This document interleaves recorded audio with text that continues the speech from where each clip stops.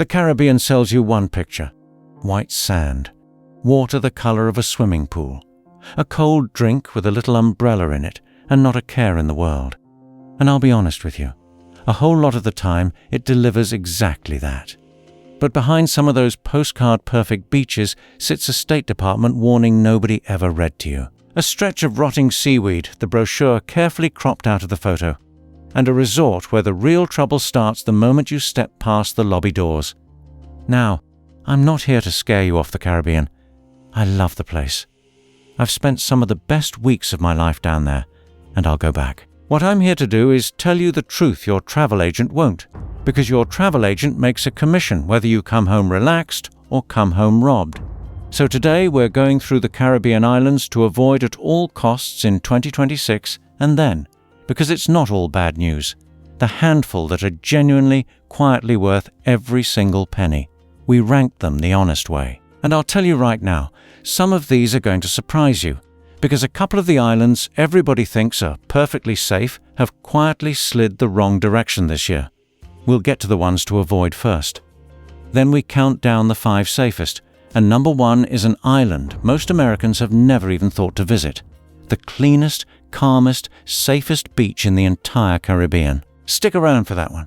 Let's get into it. Quick, honest note before we start. A travel advisory does not mean an entire country is a war zone. It doesn't.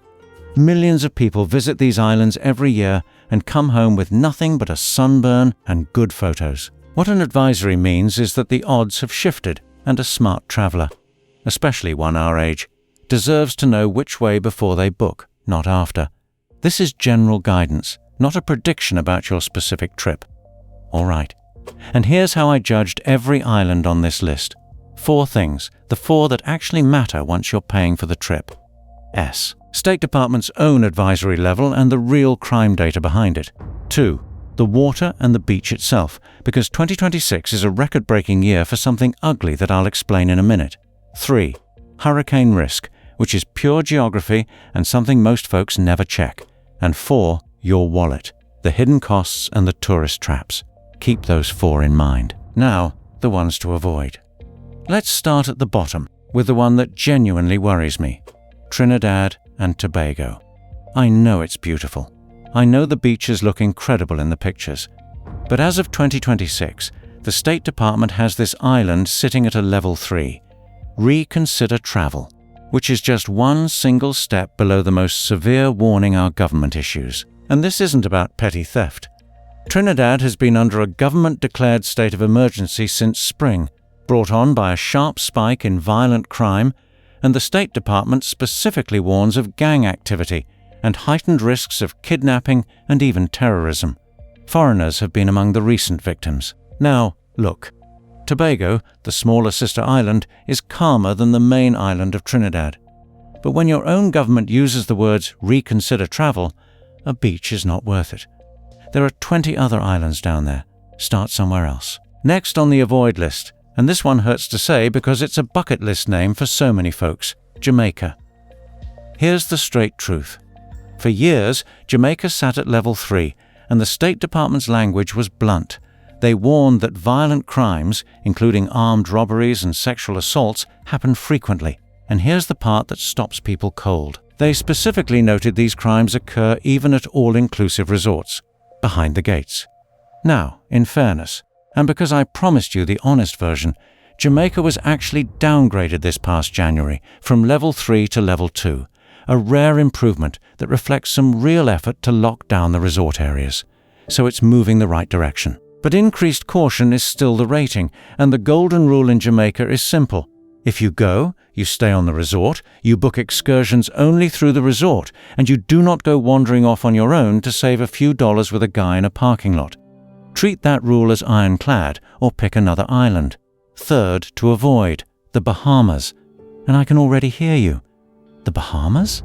That's exactly why it's on here, because everybody goes there and almost nobody checks the advisory. The Bahamas sits at level 2 for crime, and while the State Department notes that most of the serious violence is gang-related and concentrated in specific neighborhoods of Nassau and Freeport, primarily affecting locals, not tourists. The trouble is that those neighborhoods aren't always far from where the cruise ships dump you out. Nassau, in particular, has areas you do not want to wander into looking for a local restaurant. The Bahamas isn't a hard no like Trinidad, but it's a keep your wits about you and don't stray, and a lot of folks let their guard all the way down the second they smell salt air. Now for number 4 on the avoid list, and this is a different kind of problem entirely. This one's about the water itself. Tulum and the whole Riviera Maya stretch of Mexico's Caribbean coast. And here's where I have to tell you about the thing wrecking Caribbean beaches this year, sargassum. It's a brown seaweed, and in the open ocean it's harmless, even helpful. The problem is when it washes ashore by the ton, piles up, and rots in the heat. And when it rots, it reeks like rotten eggs and releases a gas that can actually irritate your eyes, your nose, and your throat, which matters a great deal if you're our age and your breathing isn't what it used to be. And 2026 is on track to be the worst sargassum year ever recorded. The University of South Florida, which tracks this stuff by satellite, is measuring record amounts. And the single hardest hit beaches? Tulum and nearby Akumal, because they face straight out into the open Atlantic with nothing to block it. Hotels in the region have dropped their prices by as much as 40%. And now you know why. A cheap beach room isn't a deal if you can't stand to walk on the beach. On top of that, Tulum has a well-earned reputation for a taxi cartel that controls the road to the beach and charges tourists whatever it feels like. Beautiful place. Rough year. I'd wait this one out. 5th to avoid, and it's another one that surprises people because the resorts advertise so hard. The Dominican Republic, especially the Punta Cana and Bavaro stretch. It sits at level 2 for crime, and it catches a double dose of trouble. Because along with the safety concerns, that Bavaro coastline has already started seeing early sargassum arrivals this year, months ahead of schedule. Now, the giant all-inclusives here run daily crews to rake the beach, and if you book a big-name resort, you may be just fine. But the Dominican Republic has also had a string of well-publicized incidents at resorts over the years, and combined with the seaweed risk, it's a place where I'd be very, very choosy about exactly which property I booked, and I'd ask them point-blank what they're doing about the seaweed. And, "We do general beach maintenance" is not a good enough answer. All right. Those are the clear ones to avoid. But now I want to give you 2 that are going to genuinely surprise you, because these are islands with a reputation for being safe, and both quietly moved the wrong way this year. The first surprise, Turks and Caicos. Gorgeous. Some of the most beautiful water on earth, no argument. But it sits at level 2 for crime, and the State Department warns of armed robbery and assault, particularly in the more populated areas of Providenciales, the main island. Here's the pattern they flag, and it's worth hearing. Armed robbery tends to happen when tourists look careless, walking alone at night, leaving belongings out, wandering off the resort.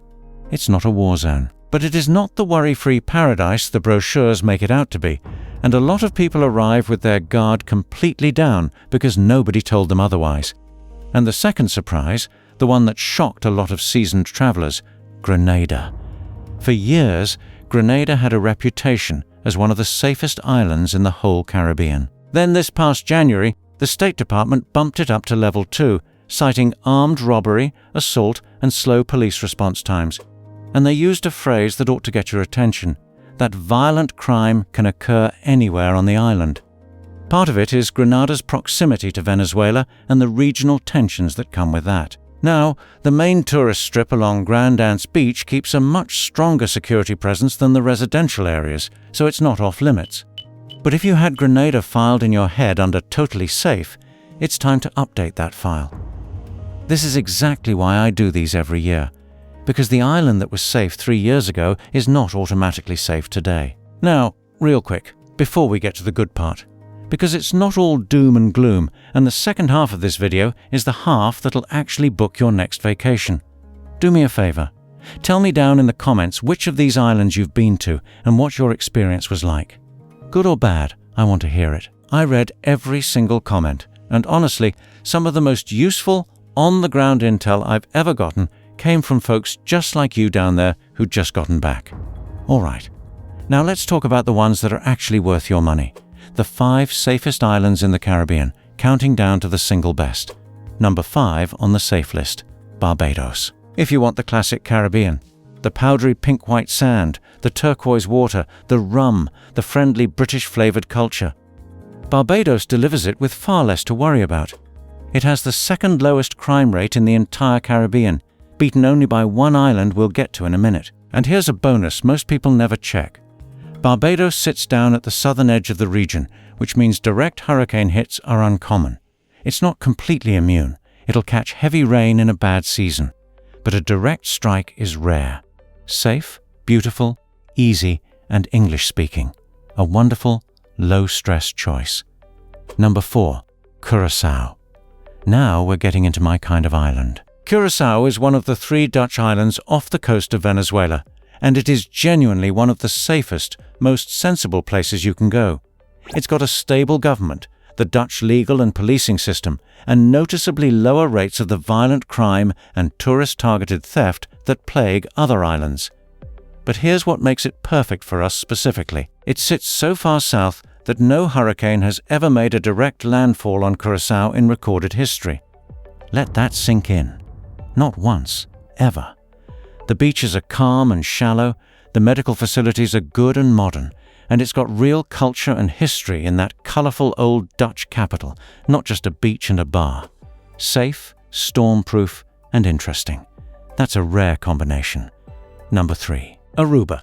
The most famous of those 3 Dutch islands, and it earns its reputation. Government gives the same level as visiting Canada. And on top of that, it shares Curaçao's magic trick with the weather. Aruba has not taken a direct hurricane hit in over a century, over 100 years. When a hurricane roared past nearby back in 2007, Aruba got some heavy rain and strong wind, and that was the whole story. It's sunny, it's dry, it's about as American-friendly as an island gets, with the most resorts and the easiest travel of the 3. If you want safe and easy with 0 surprises, Aruba is nearly impossible to beat. Number 2. Anguilla. This is the safest island in the entire Caribbean by the crime numbers, the lowest crime rate in the whole region, period. It's a small British territory, just 15,000 residents, and its entire economy runs on tourism, which means the whole island is built around keeping visitors safe and happy. Violent crime is rare, petty theft is minimal. And here's the part I love for folks who don't like a mob scene. Anguilla has 33 separate beaches spread out across the island, so even when it's busy, it never feels crowded. You can find a stretch of perfect white sand practically to yourself. It's quieter and a bit more upscale than the party islands, which, at our age, is usually exactly what the doctor ordered. If it weren't for one more place, Anguilla would be my number 1. But it's not number 1. Because the single best spot in the Caribbean right now, the safest, the cleanest, and the one almost no American ever thinks to book, is a little island most people have never heard of, sitting just off the coast of Cancun. Number 1 is Isla Mujeres. Here's why it wins the whole list. Remember that record-breaking sargassum I told you is ruining beaches all across the Caribbean this year? The stuff burying Tulum and creeping onto the Dominican coast? Isla Mujeres, and specifically its main beach, Playa Norte, is consistently the cleanest beach in the entire Cancun area, because it's protected by its own geography. The beach faces north, tucked at the tip of the island, shielded from the currents that dump seaweed onto everybody else's sand. So while resorts an hour away are raking rotting seaweed off the beach at dawn, Playa Norte stays clear. And that north-facing position does one more thing that's perfect for us. The water there is calm, warm, and shallow. You can wade out 100 feet and it's still at your waist. No pounding surf, no fighting a current. It is, hands down, one of the gentlest, most comfortable beaches for an older traveler in the whole region. It's easy to reach. A quick, cheap ferry from Cancun, so you fly into a major airport with direct flights from all over the States. It's affordable. It's laid back. And it's got that clean, calm, shallow water when half the Caribbean is fighting a seaweed invasion. That's your number 1. And now you know something most travelers don't. All right, let me leave you with the honest truth underneath this whole list, because I don't ever want you walking away just scared. It means go smart. A travel advisory isn't a padlock on the door. It's a weather report for trouble, and now you can read it. 2 quick rules that'll serve you on any island down there. First, on the seaweed. The wind and currents almost always hit the east-facing, windward side of an island hardest, which means the west or leeward coast usually stays far cleaner. So when you book, ask specifically which side of the island your resort is on, and ask specifically what they do about sargassum. Not beach maintenance, but sargassum by name. And second, on your safety net. If you're even considering an island at level 3, know that a standard travel insurance policy may not cover you there at all. So buy a good policy that includes medical evacuation and buy it before you go. It's the cheapest peace of mind you'll ever purchase. Match the island to what you actually want. Safe, clean, calm, easy on the body. And the Caribbean really is everything the postcard promised. Pick wrong, ignore the warnings, chase the cheapest deal onto a seaweed-choked beach in a place your government told you to reconsider, and it's a very expensive mistake. The difference, every single time, is just knowing before you book. And now you do. If this saved you from booking the wrong island, or pointed you toward a better one, do me a favor and hit that subscribe button and give this video a like. It genuinely helps other folks our age find the channel before they book. Take care of yourselves out there and safe travels.